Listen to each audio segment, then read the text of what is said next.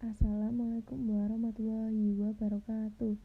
Selamat siang teman-teman. Di sini saya akan menjelaskan tentang materi kepemimpinan dengan dosen pengampu Bapak Muhammad Hanafi.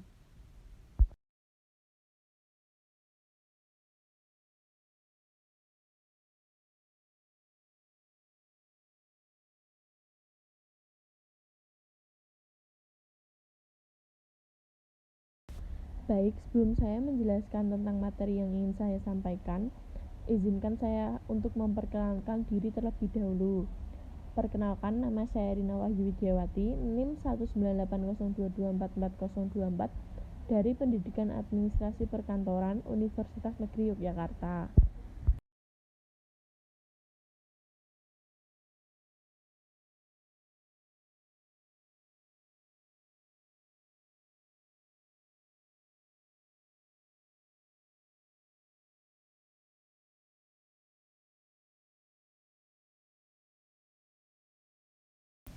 Oke, yang pertama kita akan membahas tentang pengertian pembuatan keputusan.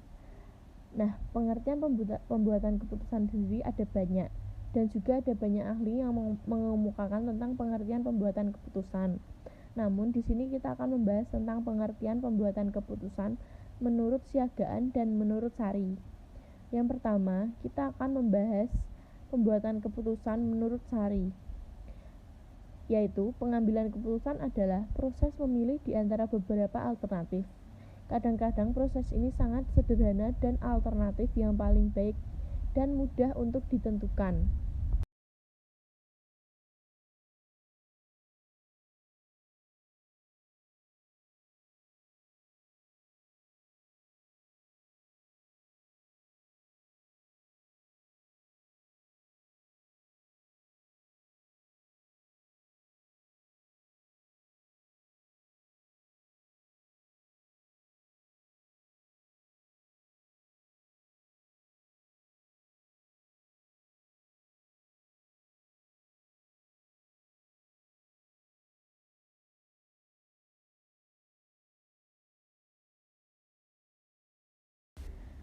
Sedangkan pengertian pembuatan keputusan menurut Siagaan yaitu pembuatan keputusan merupakan suatu pendekatan sistematis terhadap suatu masalah yang dihadapi oleh seseorang.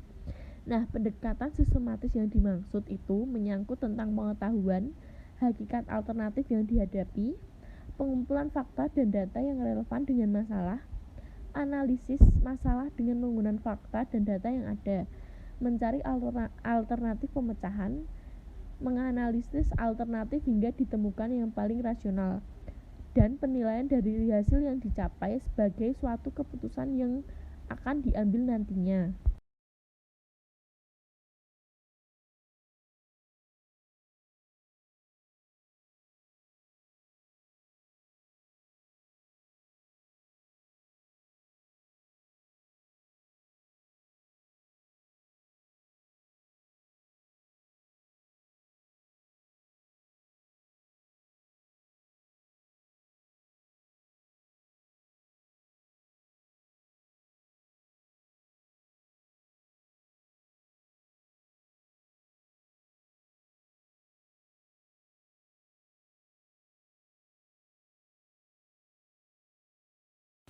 Kemudian kita akan membahas tentang modal pembuatan keputusan. Modal pembuatan keputusan ada banyak, namun di sini kita akan fokus untuk membahas tentang modal pembuatan keputusan menurut Wirawan. Wirawan sendiri menjabarkan bahwa modal pembuatan keputusan terdiri dari 6 fase. Yang pertama yaitu identifikasi dan analisis masalah. Proses pembuatan keputusan dimulai saat sistem sosial menghadapi suatu masalah yang mengganggu kestabilan. Pada fase identifikasi dan analisis masalah, objek yang menghadapi masalah haruslah melakukan identifikasi dan mengenal masalah dengan cara mengumpulkan data mengenai permasalahan tersebut. Setelah mengenal masalah yang terjadi, masalah tersebut dijabarkan secara operasional untuk mengetahui ukuran dari masalah yang terjadi. Kemudian perlu dilakukan diagnosis situasi meliputi identifikasi faktor-faktor dan unsur-unsur penyebab terjadinya masalah. Yang kedua yaitu identifikasi alternatif-alternatif solusi. Pada fase ini, pembuatan keputusan untuk mengumpulkan dan mengidentifikasi berbagai alternatif yang bisa dijadikan solusi permasalahan.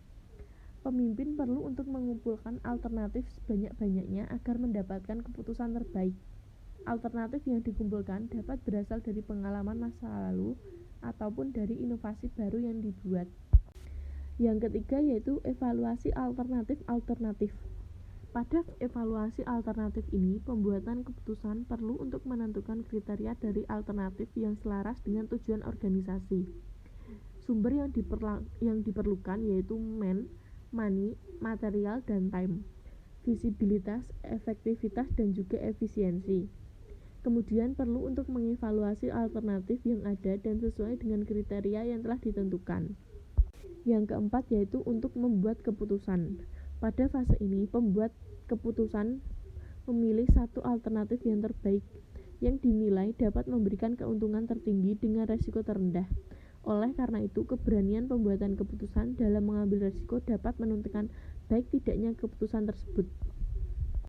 Dalam pembuatan keputusan perlu untuk memperlihatkan faktor-faktor berikut, yaitu berpikir kritis, waktu untuk membuat keputusan, kondisi ketika membuat keputusan, dan keterbatasan atau hambatan yang ada. Yang kelima yaitu melaksanakan keputusan. Pelaksanaan keputusan memerlukan adanya dukungan dari pihak lain yang terlibat langsung dengan keputusan tersebut. Karena dalam pelaksanaannya pasti keputusan tersebut menimbulkan pro dan kontra dari berbagai pihak. Yang terakhir yaitu mengevaluasi hasil dan memberikan balikan. Kegiatan evaluasi ini merupakan aktivitas menilai proses dan hasil pelaksanaan keputusan apakah sesuai dengan yang diharapkan dan membuat koreksi dalam pelaksanaannya jika diperlukan. Jika telah dilaksanakan dengan baik akan tetapi hasilnya tidak sesuai yang diharapkan, mungkin penyebabnya masalah tidak didefinisikan dengan tepat atau mungkin alternatif yang dipilih tidak tepat. Jika hal ini terjadi, maka proses pembuatan keputusan perlu dimulai dari awal dengan mempertimbangkan kegagalan keputusan sebelumnya.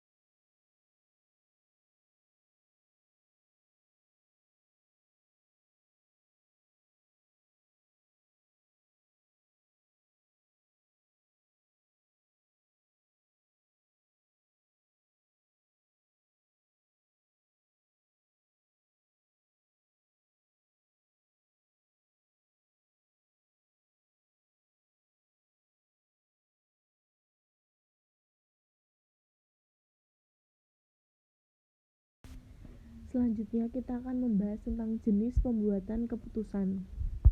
Jenis pembuatan keputusan. Nah, di sini kita akan membahas tentang jenis-jenis pembuatan keputusan menurut Sanyago. Manajer sebagai pembuat keputusan adalah seorang pemecah masalah, yaitu dengan memilih salah satu dari alternatif-alternatif yang tersedia, atau menemukan alternatif lain yang berbeda secara berarti dengan alternatif sebelumnya. Dalam manajemen keputusan dikategorikan dalam dua jenis, yaitu keputusan terprogram atau programmed decisions dan keputusan tak terprogram non-programmed decisions. Yang pertama yang akan kita bahas yaitu keputusan terprogram. Keputusan terprogram adalah keputusan yang diambil berdasarkan kebiasaan, peraturan atau prosedur tertentu. Setiap organisasi mempunyai kebijakan tertulis atau tidak tertulis yang mempermudah pengambilan keputusan dalam situasi yang berulang-ulang dengan membatasi atau meniadakan alternatif. Masalah rutin tidaklah selalu sederhana. Keputusan terprogram digunakan untuk mengatasi masalah yang rumit maupun yang sepele. Bila suatu masalah terjadi lagi dan jika unsur komponen dapat ditentukan, diramalkan atau dianalisis, maka masalah tersebut dapat dipecahkan dengan pengambilan keputusan terprogram. Sampai tingkat tertentu, keputusan terprogram itu membatasi kebebasan kita, karena organisasi dan bukan individu yang memutuskan apa yang dilakukan. Akan tetapi, keputusan jenis ini dimaksud untuk membebaskan kebijakan, peraturan, atau prosedur yang digunakan untuk mengambil keputusan akan membebaskan kita dari waktu yang diperlukan untuk memecahkan setiap masalah. Dengan demikian, memungkinkan kita untuk mencurahkan perhatian pada kegiatan lain yang lebih penting. Yang kedua yaitu keputusan tidak terprogram. Keputusan tidak terprogram adalah keputusan untuk memecahkan masalah yang luar biasa atau masalah istimewa. Jika suatu masalah jarang sekali muncul, sehingga tidak tercakup oleh suatu kebijakan atau sedemikian penting sehingga memerlukan perlakuan khusus, maka masalah tersebut harus ditangani dengan suatu keputusan tidak terprogram. Kalau seseorang berada pada posisi yang lebih tinggi dalam hierarki organisasi, kemampuan untuk mengambil keputusan tidak terprogram menjadi lebih penting karena secara progresif lebih banyak keputusan tidak terprogram yang diambil. Karena alasan tersebut, kebanyakan program pengembangan manajemen berusaha untuk meningkatkan kemampuan manajer untuk mengambil keputusan tidak terprogram, biasanya dengan manajer mereka menganalisis masalah secara sistematik dan membuat keputusan yang nalar.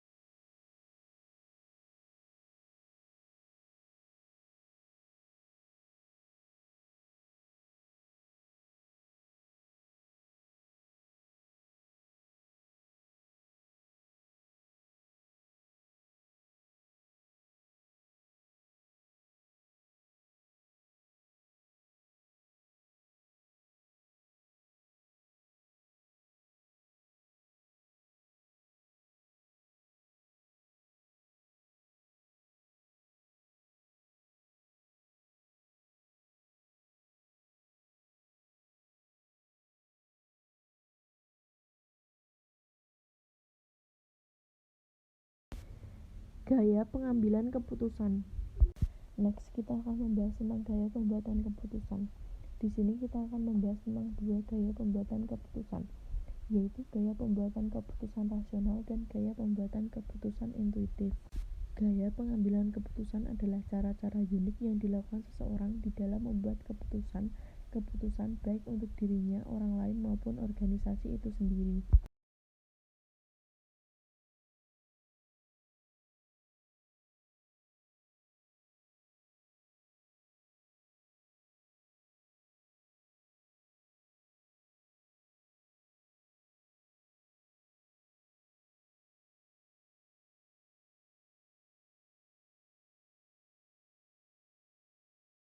Gaya pembuatan keputusan rasional dan intuitif menurut Didin Kurniadin dan Imam Macaly. Kembali ke gaya pembuatan keputusan rasional dan intuitif menurut Didin Kurniadin dan Imam Macaly. Yang pertama yaitu ada gaya rasional. Gaya pengambilan keputusan rasional ini bercirikan adanya kepastian berdasarkan pada hal-hal yang rasional, eksak, dan masuk akal, kemampuan yang tinggi dalam perencanaan, kepercayaan yang tinggi, cenderung menyelesaikan tugas dengan kontrol yang tinggi. Yang kedua yaitu gaya intuitif. Pengambilan keputusan intuitif adalah suatu proses tak sadar yang diciptakan dari dalam pengalaman yang tersaring.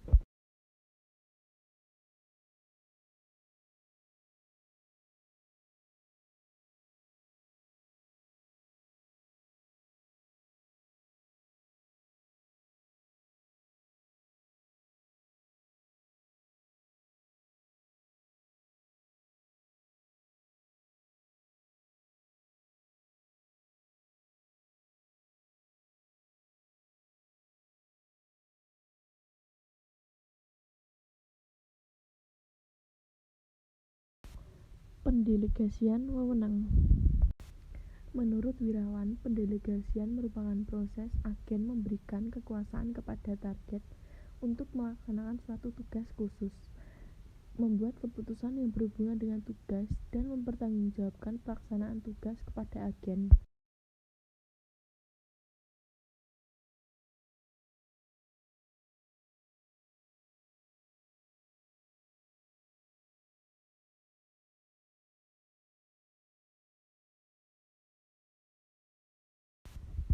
Hambatan dalam pendelegasian wewenang. Hambatan dalam pendelegasian wewenang menurut Suprihanto sebagai berikut. Yang pertama, tidak percaya pada orang lain. Ada seorang pemimpin yang mempunyai sifat tidak percaya pada orang lain termasuk kepada anak buahnya sendiri. Akibatnya, bila ada pemimpin seperti ini, dia tidak akan bersedia menyerahkan tugas-tugasnya kepada pihak lain meskipun hanya sebagian saja. Karena rasa tidak percaya pemimpin kepada anak buahnya, biasanya pemimpin akan mengerjakan semua proyek atau tugas-tugasnya secara mandiri atau dikerjakan oleh seorang pemimpin itu sendiri. Yang kedua yaitu takut tersaingi. Ada pula seorang pemimpin yang tidak mau menyerahkan sebagian tugasnya kepada orang lain karena takut tersaingi, apalagi oleh bawahannya. Pemimpin seperti ini akan mempunyai anggapan bahwa dengan menyerahkan sebagian tugasnya, kemungkinan besar bawahannya akan lebih mampu bila dibandingkan dengan dirinya. Jadi, jika hal ini terjadi, akan mengurangi dan akan menurunkan kewibawaan seorang pemimpin. Ini biasanya dialami oleh seorang pemimpin yang memiliki tipe tidak atau kurang percaya diri.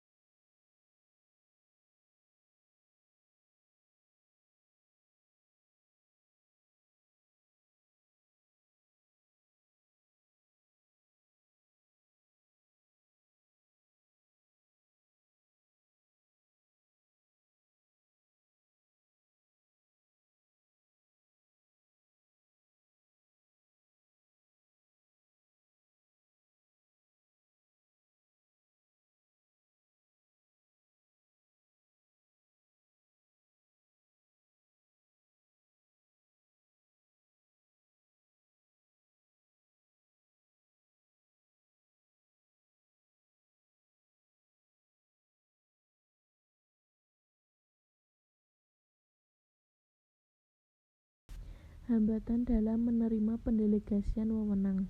Hambatan dalam menerima pendelegasian wewenang.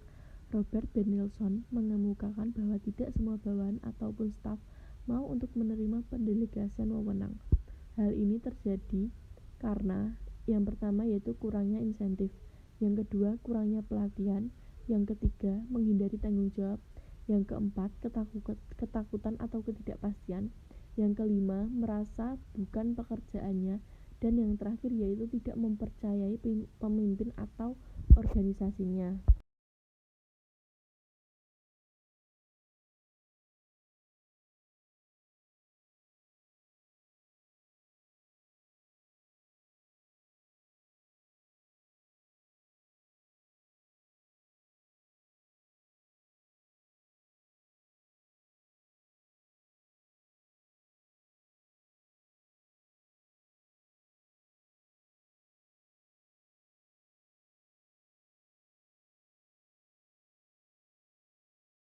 Baik, mungkin itu saja yang bisa saya sampaikan tentang materi pembuatan keputusan. Apabila ada pertanyaan atau saran bisa disampaikan di kolom komentar. Sekian dari saya. Wassalamualaikum warahmatullahi wabarakatuh.